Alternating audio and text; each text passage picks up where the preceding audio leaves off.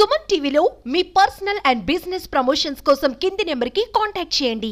గ్రామాభివృద్ధి గ్రామ ప్రథమ పౌరుడైన సర్పంచ్ తోనే సాధ్యపడుతుంది. అంటే ఆ సర్పంచ్ అనే వ్యక్తి బాధ్యతాయుతంగా సక్రమంగా పనిచేస్తేనే ఆ గ్రామం అన్ని విధాలుగా అభివృద్ధి చెందుతుంది.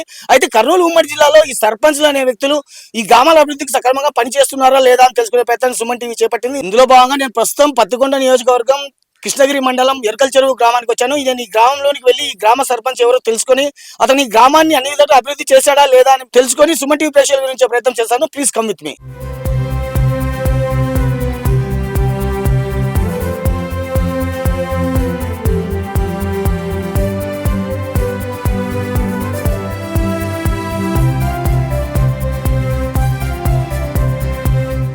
ఓకే, ప్రస్తుతం నేను ఇప్పుడు ఎరకల్ చెరువు గ్రామంలోని తిమ్మగురుడు స్వామి టెంపుల్లో ఉన్నాను. మనతో ప్రస్తుతం ఈ గ్రామ సర్పంచ్ ప్రవీణ్ మనతో ఉన్నారు. తనతో మాట్లాడి ఈ గ్రామాభివృద్ధికి తాను సర్పంచ్ గా ఎలాంటి అంటే ఈ గ్రామాభివృద్ధికి తాను సర్పంచ్ గా ఏ విధంగా కృషి చేస్తారో తెలుసుకునే ప్రయత్నం చేస్తాం. అన్న నమస్తే, ఎలా ఉన్నారు? ఈ ఎరకల్ చెరువు అనే గ్రామం ఉంది. ఈ గ్రామానికి ఎరకల్ చెరువు అనే పేరు ఉంది. అంటే ఈ గ్రామానికి ఈ పేరు ఏ విధంగా వచ్చిందన్న? ఇంతకుముందు ఇక్కడ ఎస్టీ వాళ్ళు ఎక్కువ ఉండేవాళ్ళు పూర్వము. తర్వాత వాళ్ళ క్యాస్ట్ మిన్న అట్లే ఊరు స్థిరపడింది. ఇప్పుడు వాళ్ళేం తగ్గినారు కానీ ఇంకా ఊరి పేరు మేము అట్లే స్థిరంగా ఉంది. అన్న, మీ మీ కుటుంబ నేపథ్యం ఏంటంటే అంటే మీ తండ్రి, మీ తాత వీరంతా కూడా అంటే రాజకీయ కుటుంబ నేపథ్యం ఉందా మీకు? లేకపోతే ఏదైనా వ్యవసాయ కుటుంబం, అంటే ఆర్థికంగా స్థితిమంతులా లేకపోతే మధ్యతరగతి చెందిన వాళ్ళ? మేము మధ్యతరగతి వాళ్ళమే.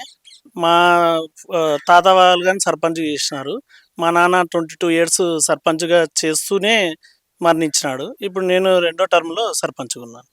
ఎందుకంటే మీకు సుదీర్ఘ రాజకీయ వారసత్వం అయితే ఉంది. ఉంది. ఒక 60 years 60 ఏళ్ళ నుండి మేము రాజకీయంలోనే ఉన్నాం మా ఫ్యామిలీ. 60 ఏళ్లుగా మీ కుటుంబం ఈ ఎరకల్ చెరువు గ్రామానికి సంబంధించినంత వరకు 60 ఏళ్లుగా సర్పంచ్లుగా బాధ్యతలు నిర్వర్తించారు. మీరు 2వ టర్మ్ ఇప్పుడు సర్పంచ్గా పనిచేస్తున్నారన్న.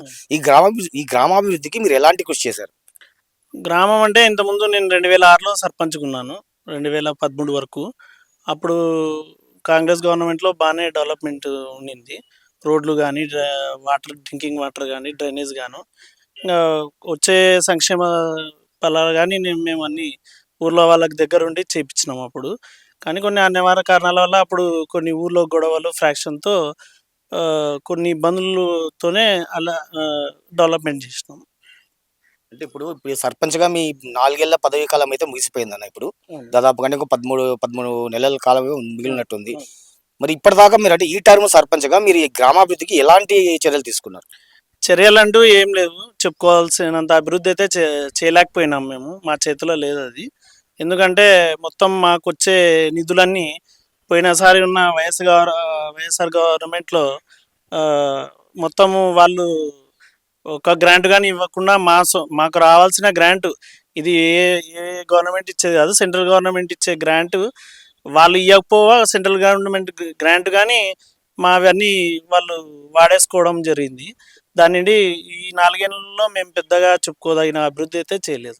వైకాపా ప్రభుత్వ హయాంలో సర్పంచ్గా మీరు ఈ గ్రామాభివృద్ధి కృషి చేయాలని మీలో ఆకాంక్ష ఉన్నప్పటికీ కూడా మీరు చేయలేకపోయారంటారు. అవునండి, అదే నిజం. అంటే కనీసం 1-2 ఏదైనా ఫలానా అభివృద్ధి పని చేస్తానే. ఈ 4 ఏళ్లలో మాకు రావాల్సింది ఒక సంవత్సరానికి 35 లక్షల గ్రాంట్ రావాలి. మొత్తము స్టేట్ గవర్నమెంట్ అయినా సెంట్రల్ గవర్నమెంట్ నుండి అయినా. అప్పుడు వచ్చింది దాదాపు 3 లక్షలు 4 లక్షలు వచ్చింది. అవి శాలరీస్కి, వాటర్ మెన్లకు, కరెంటు దానిలకు, ఈ స్ట్రీట్ లైట్లకు, దీనిలకే సరిపోయింది. బ్లీచింగ్కి ఒక్కొక్క టైంలో బ్లీచింగ్ ఉండడానికి కానీ ఇబ్బందులు పడినాం మేము. అంటే ఇప్పుడు మీకు నిధులు రాని నేపథ్యంలో మీరు ఈ గ్రామాభివృద్ధి కృషి చేయలేకపోయారా అంటారు? అవునండి, అదే నిజం. అంటే ఇక్కడ ఓకేనా, మీరు అంతవరకు చెప్తున్నది బాగుంది. కాకపోతే ఈ గ్రామస్తులు ఏమంటున్నారంటే అసలు మీలోనే తప్పు ఉంది, ఫాల్ట్ ఉంది అంటారు. అవును, గ్రాంట్ లేనప్పుడు మాదే తప్పు అవుతుంది. ఇప్పుడు వాళ్ళకి అవన్నీ తెలియదు. గవర్నమెంట్ డబ్బులు ఇస్తుందా లేదా కాదు. లోకల్గా ఉన్న సర్పంచ్ లైట్లు వేయలే అంటాడు, కాలువలు ఉడ్చలే అంటారు. వాళ్ళు డ్రింకింగ్ సిస్టమ్ని, మాకు వాటర్ సప్లై అదే సక్రమంగా రావడం లేదనే కంప్లైంట్ మామూలుగా వస్తుంది. అది జనాలకు ఎందుకంటే పైనుండి డబ్బులు వస్తున్నాయా సర్పంచ్కు లేదా అవన్నీ తెలియదు. ఇంతకుముందు గ్రీన్ అంబాసిడర్స్ అని సెంట్రల్ గవర్నమెంట్ ప్రొవైడ్ చేసింది. మా ఊరికి 5 మంది ఉన్నారు. ఇప్పుడు వాళ్ళకు శాలరీస్ ఇవ్వకుండా ఇబ్బందులు పెడితే వాళ్ళు దిగిపోయినారు. అసలు ఆ గ్రీన్ అంబాసిడర్ సిస్టమే తీసేస్తుంది పోయిన గవర్నమెంట్లో. మేము సొంతంగా డబ్బులు ఇప్పుడు పెట్టి ఇప్పుడు గ్రాంట్ వస్తున్నందుకు అప్పుడు చేసిన వర్కులకు ఇప్పుడు వస్తున్నాయి మాకు బిల్లులు. ఇంకా సహజంగా మేము అభివృద్ధి చేయలేనందుకు జనాలు ఆటోమేటిక్గా ఈ ఇవన్నీ సమస్యల గురించి మీకు చెప్పిండొచ్చు. అంటే అన్న ఇప్పుడు సర్పంచ్ అంటే గ్రామాభివృద్ధి అనేది సర్పంచ్ ప్రధాన బాధ్యత అన్న. అంటే మిమ్మల్ని ఎంతో నమ్మకంతో మీకు ఓట్లేసి ఈ ఎరకల్చెరు గ్రామస్తులు సర్పంచ్గా గెలిపించారన్న. కానీ మీరు లోకల్గా ఉండట్లేదు అనే ఒక విమర్శ ఉంది. అవును, లోకల్గా అయితే నేను ఉండడం లేదు, అది నా తప్పే. మేమంటే ఇప్పుడే కాదు, మేము ఎప్పుడూ అందుబాటులో ఉంటాం. వీక్లీలో 4 days 5 days ఉంటాము. 1-2 రోజులు మాకు కర్నూలులో ఉంటాం మేము. అక్కడ పోయి వస్తుంటాను ఫ్యామిలీ దగ్గరికి. ఈ ఎరకల్చెరు గ్రామంలో కొన్ని ప్రాంతాలకు తాగునీరు వస్తుంది, కొన్ని ప్రాంతాలకు తాగునీరు అసలు అందడం లేదు అంటున్నారు. అవును. పోయిన సమ్మర్లో పూర్తి వర్షాభావంతో మా ఊర్లో 5 బోర్వెల్స్ ఉంటే టోటల్గా డ్రాప్ అయిపోయింది, వాటర్ డ్రాప్ అయ్యి. గాజులు తిన్న ప్రాజెక్టువి మనకు సబ్సెంట్గా వాటర్ రావడం లేదు. మనకు స్కీమ్ ఉంది కానీ వీక్లీలో 2 days 3 days డ్రాప్ అవుతున్నాయి. పైపులు రిపేరు అవి ఇవన్నీ వాళ్ళ కారణాలు వాళ్ళు చెప్తున్నారు. పైన ఇంతకుముందు గవర్నమెంట్లో పై అధికారులను కానీ ఎండిఓ గారిని కానీ వాళ్ళందరినీ రిక్వెస్ట్ చేసుకున్నాము. ఎంపీని కానీ తర్వాత ఎమ్మెల్యే గారిని వాళ్ళందరినీ రిక్వెస్ట్ చేసుకున్నాము. అంత రెస్పాన్స్గా లేనందుకు మేము కానీ, ఎందుకంటే మేము గవర్నమెంట్లో లేము పోయినసారి. అంటే గెలిచినాము, మేము ఫాలోవర్స్ టీడీపీకి. మేము దగ్గరికి పోయి అడిగే పరిస్థితి లేదు అక్కడ గవర్నమెంట్ని. వాళ్ళకు ఇక్కడ ఎంపీటీసీ ఉన్నాడు, ఆయనకు చెప్పినాం మేము సమస్యలు, మీరు ఏదైనా బోర్వెల్స్ ప్రొవైడ్ చేయండి అని. వాళ్ళు పట్టించుకోలేదు. మాకు గ్రాంట్ లేక మేము ఇబ్బంది పన్నాం. ఓకేనా, గతంలో అంటే వైకాపా ప్రభుత్వం అధికారంలో ఉంది, మీకు తగిన సహాయ సహకారాలు అయితే వాళ్ళు చేయలేదు. కానీ ఇప్పుడు ప్రస్తుతం అధికారంలో ఉన్నది మీ కూటమి ప్రభుత్వం. ఈ నేపథ్యంలో మీరు మీ గ్రామాభివృద్ధికి ఎలాంటి చర్యలు తీసుకుంటున్నారు? అంటే ఇంకా 13 నెలల పదవీ కాలం మీకు సర్పంచ్గా ఉంది. ఈ గ్రామాభివృద్ధికి మీరు ఏం చేయబోతున్నారు? మేమేమంటే మాకు మెయిన్గా ఊర్లో సమస్య ఉండేది డ్రింకింగ్ వాటరే. డ్రింకింగ్ వాటరు తర్వాత వచ్చేసి డ్రైనేజ్ ప్రాబ్లం ఉంది. డ్రైనేజ్ ఇంతకుముందు 2014-15లో వేరే కాంట్రాక్టర్స్ వచ్చి ఇష్టానుసారంగా రోడ్లు వేసి అవంతా డ్యామేజ్ అయినాయి. అది ఎమ్మెల్యే గారు ఈసారి మాకు మా లక్కనే యూత్ ఎమ్మెల్యే వచ్చినారు, శ్యాంబాబు సార్ గారు. వాళ్ళని వాళ్ళ ద్వారా మేము డ్రైన్ సిస్టమ్స్ అన్నీ డెవలప్ చేసుకుంటాము. డ్రింకింగ్ వాటర్కి వచ్చేసి మెయిన్ మాకు బోర్వెల్స్ కావాలి. రెండోది ఎమ్మెల్యే గారికి కానీ అడిగినాం మేము. ఇక్కడ రిజర్వాయర్ ఉంది కృష్ణగిరి పక్కన, తర్వాత ఇక్కడ కమ్మలపాడు దగ్గర చెరువు ఉంది. అక్కడి మేము అక్కడ పైప్ లైన్ ఫిల్టర్ బెడ్లు ఏర్పాటు చేసి అక్కడి డ్రింకింగ్ వాటరు ఇవ్వవలసిందిగా కోరినాము. వాళ్ళు కొత్తగా వచ్చినాము, 1 year ఉండండి నేను చేస్తాను అని చెప్పినాడు. ఇప్పుడు బోర్స్ అనేటివి నేను గెలిచినాక ఇప్పుడు నా సొంతంగా ఊళ్ళో వాళ్ళ సహకారంతో ఒక 5-6 బోర్స్ వేసినాం, అయినా వాటర్ పర్లేదు. ఇంకా ఇప్పుడు మనం చేతిలో ఉన్నంత వరకు చేసినాం మనం. ఎందుకంటే దీనికి శాశ్వతమైన ఊరికి డ్రింకింగ్ వాటర్ అనేది.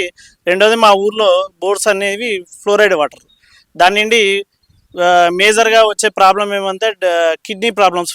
కిడ్నీ ఫెయిల్యూర్తో ఒక 10-15 మంది చనిపోయినారు ఇప్పటికీ ఈ 10 yearsలో. ఇంకా డయాలసిస్ పేషెంట్స్ ఒక 5-6 మంది ఉన్నారు. ఇవన్నీ చూసుకొనే మనకు హంద్రీనివా నుండి వచ్చే వాటరు చెరువులు నింపుతున్నారు. ఆ చెరువుల నుండే ఫిల్టర్ ప్రొవైడ్ చేయండి అని అడిగినాము, గ్రాంట్ అడిగినాము. రెండోది ఇంకొకటి, ఇప్పుడు కొత్తగా వచ్చిన ఎంపీ గారు నాగరాజు వాళ్ళంగానే అడిగినాము ఎంపీ గారిని, మాకు బోర్వెల్స్ కావాలి అని. లేదంటే చెరువు నుండి వచ్చే వర్క్కి మీరు గ్రాంట్ ఇవ్వండి అని అడిగినాము. ఇప్పుడు అంటే దాదాపు 6 months అయింది కదా గవర్నమెంట్ వచ్చి. మాది కానీ సర్పంచ్ గ్రాంట్ అనేది ఇప్పుడు వస్తుంది, ఇంకా చిన్నగా వస్తుంది. మా గ్రాంట్ నుండి పెద్ద వర్కులు అయితే చేసే అంత అమౌంట్ అయితే రాదు మాకు, బోర్లు వేసే అంత గ్రాంట్ కానీ రాదు మాకు. ఇవన్నీ వచ్చినాక మేము ఎమ్మెల్యే గారి సహకారంతో, ఎంపీ గారి సహకారంతో డెవలప్ చేయాలని ఆలోచిస్తున్నాం. ఓకే అన్న, ఇప్పుడు గ్రామాభివృద్ధి అంటేనే మీరు నిధుల లేమితో మేమేం చేయలేకపోతున్నాము అంటున్నారు ఫ్రాంక్గా. మరి అలా అంటప్పుడు ఈ గ్రామానికి సంబంధించి కొన్ని మైన్స్ అంటూ ఉన్నాయి ఇక్కడ. మైన్స్ అంటే ఒకప్పుడు ఒక 10-15 years బ్యాక్ మైన్స్ బాగా జరిగేటివి. ఇప్పుడు మైన్స్ అన్నీ దాదాపు మా ఊర్లో 2 మైన్స్ ఉంటే ఒకటి బంద్ చేసినారు. అంటే దాదాపు అయిపోయింది, అది మైన్స్ అనేటివి అయిపోయినాయి. మైనింగ్ చెస్ అనేది కానీ జనరల్ ఫండ్ రూపంలో మాకు వస్తుంది. రిజిస్ట్రేషన్ కానీ స్టాంప్ డ్యూటీలు కానీ ఇవన్నీ మా ఊర్లో తక్కువగా రిజిస్ట్రేషన్లు జరిగేది పొలాలు. అదేక ఇబ్బందులు ఉన్నారు కాబట్టి ఎక్కువ కొనడం చేయడం కానీ లేదు. మైనింగ్ చెస్ కానీ మాకు స్టేట్ గవర్నమెంట్ ఈ 4 ఏళ్లలో మాకు ఒక్క రోజు కానీ పడిన దాఖలాలు లేవు. ఇంకా వచ్చినా తక్కువ వస్తున్నాయి మాకు మైనింగ్ చెస్ అనేది. సర్పంచ్గా గెలిచారు. గత 4 ఏళ్ల కిందట సర్పంచ్ ఎన్నికల్లో నిల్చొని మీరు సర్పంచ్గా గెలిచారు. మీ ప్రధాన ప్రత్యర్థి ఎవరండి అప్పుడు? అప్పుడు వచ్చేసి చెన్నంగి రాముడు అని. మీకు ఎన్ని ఎన్ని ఓట్ల మెజార్టీ వచ్చిందండి? మాకు వచ్చేసి 457 ఓట్లు. అంటే మీది రాజకీయ కుటుంబం, రాజకీయ నేపథ్యం ఉన్న కుటుంబం అని చెప్పారు.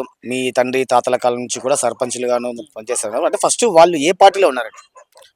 కాంగ్రెస్ గత 40 ఏళ్ళు కాంగ్రెస్లో ఉన్నాం. మొన్న స్టేట్ డివైడ్ అయినాక కాలక్రమేణా ఇప్పుడు ప్రజెంట్ డోన్ ఎమ్మెల్యే గారు కోట్ల సూర్యప్రకాష్ రెడ్డి గారి వాళ్ళ పూర్ ఫాదర్స్ నుండి మా ఫాదర్స్ ఫాలోవర్స్. అంటే మీరు ఒక విధంగా చెప్పాలంటే కోట్ల కుటుంబానికి వీర విధేయులు. అదే 10-15 సంవత్సరాల కిందటి వరకు కూడా ఎరుకల చెరువు అనగానే ఫ్యాక్షన్ కుంప, అంటే ఫ్యాక్షన్ కు పుట్టినిల్లు అనే ఒక అపప్రద ఉండేది. ఇది వాస్తవం కాదంట? నిజమే. అంటే దాదాపు 1972-73 నుండి మాకు ఇక్కడ ఫ్రాక్షన్ స్టార్ట్ అయ్యింది. అంటే 2006లో ఒక ఇన్సిడెంట్ జరిగింది. 1983లో ఒక ఇన్సిడెంట్ జరిగింది. ప్రజెంట్గా అయితే ఊరు గ్రామం ప్రశాంతంగా ఉంది. ఎవరు పనులు వాళ్ళు చేసుకుంటున్నారు. రెండోది మాకు ప్రధానంగా 2010 నుండి జనరేషన్ మారింది ఊర్లో. వాళ్ళంతా ఎడ్యుకేషన్ వైపు వెళ్ళిపోయినారు. చాలా మంది ప్రైవేట్ జాబ్స్ అట్లా, కొంతమంది వ్యవసాయంలో ఉన్న ఎవరు గొడవల గురించి ఆలోచన చేసేంత పరిస్థితిలో ఇప్పుడు లేరు ఎవరు. కొన్ని దశాబ్దాల కాలం నుంచి కూడా మీ కుటుంబీకులు, అంటే మీకు మీ వంశానికి చెందిన వాళ్ళే ఈ ఎరుకల చెరువు సర్పంచులుగా ఉన్నారు.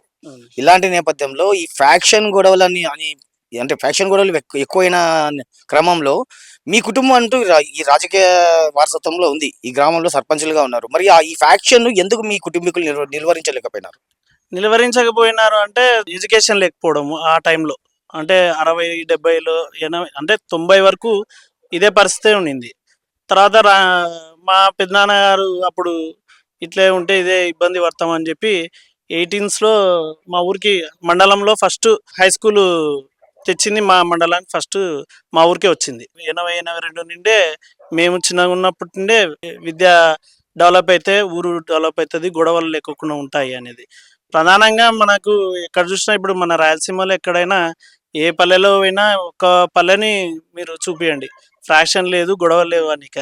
ప్రతి ఊర్లో నింది. అప్పుడు ఈ 2010 నుండి ఫ్రాక్షన్ అనేది దాదాపు తగ్గిపోయింది. ఎరుకల చెరువు అనగానే కోట్ల కేయి కుటుంబాల మధ్య జరిగిన వర్గపోరు ఫలితమే అంటుంటారు. ఇలాంటి నేపథ్యంలో మీరు కోట్ల కుటుంబానికి వీర విధేయులుగా చెప్తున్నారు. మరి అంటే మీ కుటుంబీకులు కూడా ఈ వర్గపోరుకు సహకరించినట్లే కదండి? సహకరించేది ఏం లేదండి. వర్గపూరు అనేది ఏమి ఉండదు, ఆధిపత్యపూరు అనేది ఏముండదు. మేము సర్పంచ్గా ఉన్నప్పటి నుండి మా వర్గపూరు అనేది ఎట్లుంటుంది అంటే వన్ సైడ్ ఉంటుంది ఊర్లో, మేమే అన్నట్లా. కానీ మేము ఎప్పుడు ఈ గ్రామ వ్యవస్థ ఏర్పడినప్పటి నుండి అందరూ పోటీ చేస్తున్నారు ఊర్లో, స్వేచ్ఛగా పోటీ చేస్తున్నారు. ఏమంటే మేము మా మంచితనము, మా డెవలప్మెంట్, మమ్మల్ని చూసి ఓట్లు వేస్తున్నారు. కానీ మేము ఏదో వర్గపూర్ని ప్రోత్సహించి కానీ ఇంకోటి కానీ కాదు. కొన్ని సమస్యలతో ఊర్లో వర్గాలుగా చీరిపోయి అట్లా జరిగింది. ఏ నాయకులు కానీ ప్రోత్సహించారు చంపుకోండి కొట్టుకోండి అని. కానీ ఆ టైంలో అది అంతే ఇంకా జరిగిపోయింది. అంటే గృహ దహనాలు, భూములను బిల్లు పెట్టడం, అంటే మీకు తమకు నచ్చని వారిని వారి గృహాలు దహనాలు చేయడం, వారి గృహాలను దహనం చేయడం, తర్వాత వారి భూములను బిల్లుగా పెట్టేయడం, వాళ్ళని ఈ గ్రామం నుంచి వెలివేయడం, ఇలాంటివి చాలా ఘటనలు జరిగాయి ఈ ఎరుకల చెరువులో. ఆ క్రమంలో మీరు, అంటే ఆ సమయంలో మీ కుటుంబీకులే ఇక్కడ ఆధిపత్యం, మీ కుటుంబీకుల ఆధిపత్యం నడుస్తుంది. ఎవరు ఇళ్లను ధ్వంసం చేయడం కానీ కాల్చడం కానీ అట్లా ఏం చేయలే. 2006లో నేను సర్పంచ్ అయినాక 3 నెలలకే, అంటే నా వయసు అప్పుడు 25 years, 24-25. ఆ టైంలో నాకేం తెలియదు. అంటే నేను కానీ చదువుకొని కొత్తగా ఊర్లోకి వచ్చినాను. వచ్చిన కొత్తలోనే నేను సర్పంచ్ అయినా. నేను ఆగస్టులో సర్పంచ్ అయితే అక్టోబర్లో మర్డర్స్ జరిగినాయి. ఆ టైంలో నాకే అనేది, అంటే ఊరు అర్థం చేసుకోలేని టైంలోనే జరిగిపోయింది అది. ఆ టైంలో వాళ్ళు, అంటే మేము కాంగ్రెస్లో ఉన్నాం, అప్పుడు గవర్నమెంట్లో ఉన్నాం. అంటే చనిపోయిన వాళ్ళ వరకు మేము బాధితులము. అప్పుడు వచ్చేసి వాళ్ళంతా భయపడి వెళ్ళిపోయింది. కానీ ఎవరేమి దౌర్జన్యం చేసి ఎవరు ఇండ్లను కాల్చలేరు, ఏ ఇంటిని ముట్టుకోలేరు. తర్వాత పొలాలను కానీ ఎవరు పోయి దౌర్జన్యంగా చేయడం కానీ అట్లా అడిగి చేసలేరు. వాళ్ళు ఏమంటే ఏదైనా చేస్తారేమో, మనం ఇట్లా జరిగింది కదా అని చెప్పి కొంతమంది భయంతో వదిలి వెళ్ళిపోయినారు. అంటే మీరు పేరుకే టీడీపీ సర్పంచ్ కానీ వైసీపీ నాయకులతో అంటగాగుతూ ఉంటారంటే వాళ్ళతో బాగా క్లోజ్ గా ఉంటారనే ఒక వాదన ఉంది. ఫస్ట్ నుండి ఆ, కోట్ల వర్గం మా తాతలన్నింటి దాంట్లో వాళ్ళ ఇప్పుడు మాజీ ఎమ్మెల్యే గారు సీతమ్మ గారు కానీ కోట్ల వర్గమే ఒకప్పుడు నారాయణ రెడ్డి అనే వాళ్ళ రిలేషన్ అనేది మాకు దాదాపు 40 years వాళ్ళకు మాకు.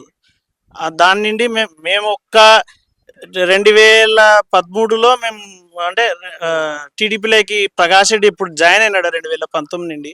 అప్పటి మేము కానీ మా ఫ్యామిలీ కానీ వాళ్ళ కుటుంబంతో వాళ్ళ ఎమ్మెల్యే అయ్యి 5 years పీరియడ్లో ఒక్క రూపాయి వాళ్ళతో మేము తెచ్చుకోవడం కానీ మా ఊరికి వర్కులు కానీ మేము అడిగితే కానీ వాళ్ళు ఇలా మీరు వాళ్ళు ఇంకో ప్రపోజల్ పెట్టినారు, వైఎస్ఆర్ గవర్నమెంట్ మీరు వైఎస్ఆర్లోకి చేరితే మీకు అవి ఇస్తాను కానీ చెప్పినారు. వాళ్ళు ఊర్లో వర్కులు ఇస్తామన్నారు. అంటే మా ఫ్యామిలీ ఫస్ట్ మేము ఇన్కమ్ ఆలోచించేతోళ్ళం కాదు, మాకు ఊరు కావాలి, మాకు అదొక ఆడిట్ అంతే. మా ఫ్యామిలీకి సర్పంచ్ ఒక ఆడిట్, తర్వాత ఊర్లో జనాలతో మంచిగా ఉండాలి, మెదగాలి. ఇంకోటి ఏమంటే వాళ్ళ నుండి ఒక్క వర్క్ చేసుకుంటే నేను ఛాలెంజ్ ఇస్తాను. ఒక్క 10 రూపాయలు కానీ నేను వాళ్ళతో తెచ్చుకొని ఏదైనా చేసుకుంటే ఊర్లో కానీ నా సొంతానికి కానీ నేను ఎప్పుడూ అడగలేను వాళ్ళను. అది పాతది వాళ్ళ రిలేషన్తో ఎప్పుడన్నా మీటింగ్స్లో దాంట్లో జనరల్ బాడీ మీటింగ్ ఎదురైతే నమస్తే అన్న అంటే నమస్తే అంటాం. వాళ్ళ మరిది ఎంపీపీ ఇప్పుడు వెంకటరామరెడ్డి ఆడ కలుసుకునేదే కానీ ఏదన్నా కానీ మేము ఒక జెన్యున్ వాళ్ళతో జర్నీ చేసినాం. కోట్ల ఫ్యామిలీ అంటేనే జెన్యున్ ఫ్యాక్ట్, వాళ్ళు నిజాయితీ ఉన్న కుటుంబం వాళ్ళది. ఆ ఫ్యామిలీతో ఉన్నాం కాబట్టి మాకు అవి లక్షణాలతోనే మేము కానీ ఉన్నాము. మేము ఎక్కడా ఎవరిని దోచుకోలే, ఏది ఫ్రాడ్ చేయలేదు, ఏది లేదు. కాబట్టి మా ఫ్యామిలీ ఒక్క కుటుంబమే ఇక్కడ ఎక్కువ పాపులేషన్ కురువులు బయలు ఉన్నారు. వాళ్ళ సహకారంతో మేము దాదాపు అంటే ఇప్పుడు మా ఫ్యామిలీ వచ్చేసి 36 years సర్పంచ్. మధ్యలో రిజర్వేషన్లు వచ్చి మేము చేయలేకపోయినాము. అంటే మా మీద అభిమానం ఉంటేనే కదా జనాలు ఇంత జర్నీ చేసేది. మేము అంతేగాని వైఎస్ఆర్ గవర్నమెంట్లో మేము అలవాటు లేవు మాకు. ఫస్ట్ మేము కాంగ్రెస్ లేదు కాబట్టి ప్రకాష్ రెడ్డి టీడీపీలోకి వచ్చినాడు, ప్రకాష్ రెడ్డి గారు ద్వారానే మేము టీడీపీలోకి వచ్చినాం. ఓకే అండి, ఇప్పుడు ఏదో ప్రోటోకాల్ కాబట్టి అందులో రెవెన్యూ సదస్సులు జరుగుతున్నాయి కాబట్టి మీరు ఈరోజు ఈ గ్రామానికి వచ్చారు. మళ్ళీ ఒక 2-3 నెలల వరకు కూడా ఈ గ్రామం వైపు తిరిగి చూడరు అనే ఒక విమర్శ ఉంది. 2-3 నెలలు ఉంటే ఎట్లుంటారు? ఇప్పుడు ఇవన్నీ మీకు డ్రైన్స్ కానీ లైట్లు కానీ ఇవన్నీ నేను ఎందుకంటే మా ఫ్యామిలీ కానీ చిన్నపిల్లలు ఉన్నారు నాకు, అందుకని నేను కర్నూలు ఉండాల్సి వస్తుంది. కానీ నెక్స్ట్ 1 yearలో వాళ్ళు ఎడ్యుకేషన్ పరంగా వెళ్ళిపోతున్నారు బయటికి. నేను మాకు ఎక్కడ ఉన్నా మేము ఊర్లో ఉండాల్సిందే, ఊర్లో చేయాల్సిందే. మాకు రాజకీయం లేకోకున్నా మేము ఊర్లో మాకు పొలాలు ఉన్నాయి. నాకు 40 ఎకరాలు ఉంది, మా కజిన్ వాళ్ళకు పొలాలు ఉన్నాయి. మేము ఎక్కడికి పోయినా లాస్ట్కు ఊర్లో ఉండాల్సిందే, ఊర్లో చేయాల్సిందే. నేను ఏ సర్పంచ్ అయినా ఊరు 24 hours ఉండలేడు. ఎవరైనా సరే ఊర్లో ఫ్యామిలీ మాకు ఇండ్లు ఉన్నాయి, ఫ్యామిలీస్ ఉన్నాయి, అందరూ ఉన్నాం. మేము ఇక్కడ మేము వ్యవసాయం చేసుకుంటున్నాం. ఇక్కడ మేము ఇచ్చిపోయేది అవన్నీ అబద్ధాలు. మీ గ్రామస్తులకు ఇచ్చే భరోసా ఏంటంటే మీరు ఏం చేయబోతున్నారు భవిష్యత్తులో ఒక సర్పంచ్గా? మొదటగా వచ్చేసి మా ఊర్లో ప్రధానంగా నీటి సమస్య ఉంది. ఆ నీటి సమస్యని ఇప్పుడు గవర్నమెంట్ వచ్చింది కాబట్టి మాకు ఏదో గ్రాంట్ వస్తుంది. మాకు ఇంకొక గుడ్గా మాకు జరిగింది మంచి ఏమంటే మా శాఖకు పవన్ కళ్యాణ్ రావడము మాకు మంచిది అనుకుంటున్నాము. ఆయన జెన్యున్గా మా గ్రాంట్ మాకు ఇస్తాడు అనేది ఒక ఆశ. దాని నుండి మేము ఎమ్మెల్యే గారు ఎంపీ గారితో సహకారంతో, ముఖ్యంగా ఎమ్మెల్యే గారు మాకు కొద్ది అండదండలతో ఉన్నారు. వాళ్ళు కానీ చెప్పినారు ఎలక్షన్ల ముందర తర్వాత కానీ చెప్పినారు మీ ఊరు డ్రింకింగ్ సమస్య తీరుస్తా అని. రెండోది మాకు ఇక్కడ హంద్రీనీవా మా ఊరికి దాదాపు 4-5 kilometers దగ్గరలోనే పోతుంది కాలువ. కానీ మాకు ఇక్కడ మా డ్రై ల్యాండ్ ఎక్కువ ఉంది. మాకు ఈ బోర్వెల్స్ ఒక సంవత్సరం వర్షం పడినప్పుడు రైతులు ఆ సంవత్సరం పంట వేసుకుంటున్నారు, వచ్చే సంవత్సరం బోర్లు ఎండిపోయినాక ఇబ్బంది పడుతున్నారు. అంత లోపల ఏదైనా నా చేతనైనంత వరకు నేను డెవలప్ చేయాలని ఆశిస్తున్నాను. అంటే భవిష్యత్తులో కూడా మీకు మరోసారి అవకాశం వస్తే ఈ ఎరకల చెరువు గ్రామానికి సర్పంచ్గా ఎన్నికల బరిలో నిలుస్తారు? తప్పకుండా నిలబడతాను, అది అయితే అనుమానం లేదు. రిజర్వేషన్ బీసీకి వచ్చింది అంటే అది లేడీకైనా జెంట్స్కైనా ఎవరికి వచ్చినా మా కుటుంబం నుండి ఉంటాం. ఓకే అండి, థ్యాంక్ యూ. Okay sir. మొత్తం మీద తనకు పదవి ముఖ్యం కాదని ప్రజాసేవే ముఖ్యమని ఎరకల్ చెరువు సర్పంచ్ ప్రవీణ్ చెబుతున్నారు. అయితే గత వైకాపా ప్రభుత్వ హయాంలో ఈ ఎరకల్ చెరువు గ్రామాన్ని అన్ని విధాలుగా అభివృద్ధి చేయాలనే ఆకాంక్ష బలీయంగా తనలో ఉన్నప్పటికీ కూడాను తగిన సహాయ సహకారాలు లభించిన నేపథ్యంలోనే తాను గ్రామాభివృద్ధికి తగిన రీతిలో కృషి చేయలేకపోయాయని ఆయన అంటున్నారు. అయితే ప్రస్తుతం తమ తెదేపా ప్రభుత్వం అధికారంలో ఉన్న నేపథ్యంలో రానున్న 13 నెలల కాలంలో ఈ గ్రామంలో నెలకొన్న కొన్ని ప్రధాన సమస్యలైనా ఖచ్చితంగా పరిష్కరిస్తారని ఆయన హామీ ఇస్తున్నారు. కెమెరా పర్సన్ శేఖర్తో నందకిషోర్, సుమన్ టీవీ, ఎరకల్ చెరువు గ్రామం నుంచి, కర్నూలు ఉమ్మడి జిల్లా.